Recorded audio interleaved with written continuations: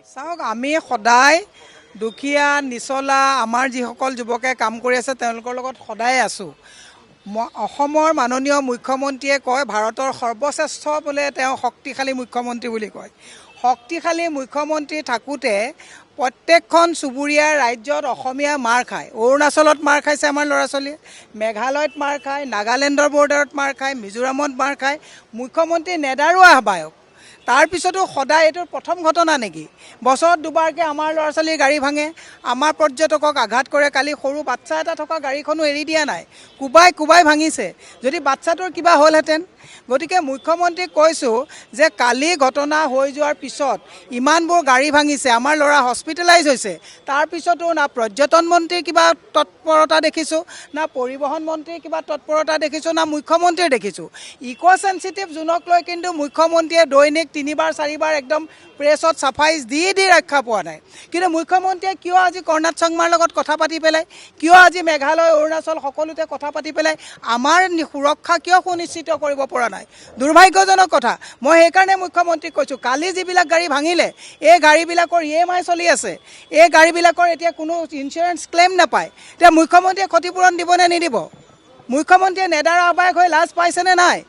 মই সেইকাৰণে আপোনাক এটা কথা আজি আপোনালোকৰ জৰিয়তে মুখ্যমন্ত্ৰীক ক'ব বিচাৰিছোঁ যে আপুনি খালি কাগজৰ বাঘ হৈ থাকিলে নহ'ব, আপুনি সঁচা অৰ্থত আন্তৰিকতাৰে কাম কৰক।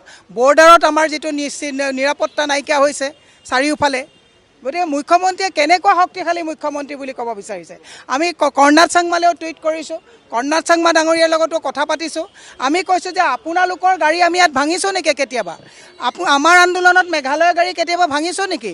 মেঘালয়ৰ ড্ৰাইভাৰক আমি কেতিয়াবা মাৰিছোঁ নেকি? কিন্তু আমাৰ ড্ৰাইভাৰসকলক কিয় সদায় মাৰে? এতিয়া আপোনাৰ দায়িত্ব নাই নেকি? কিয় অসমৰ মানুহক আপুনি প্ৰটেকশ্যন দিব পৰা নাই?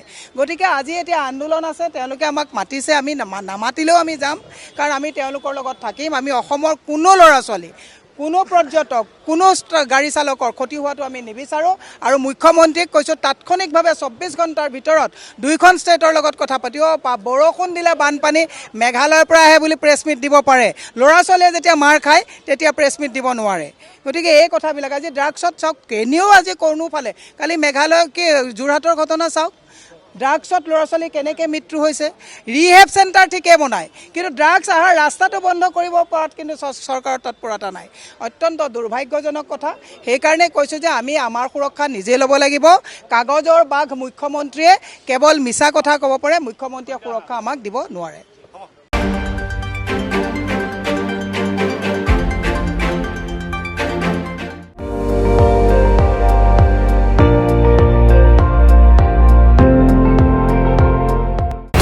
আপুনি চাই আছে ND24, সৰ্বশ্ৰেষ্ঠ নহয় সৰ্বোত্তমৰ দৌৰত।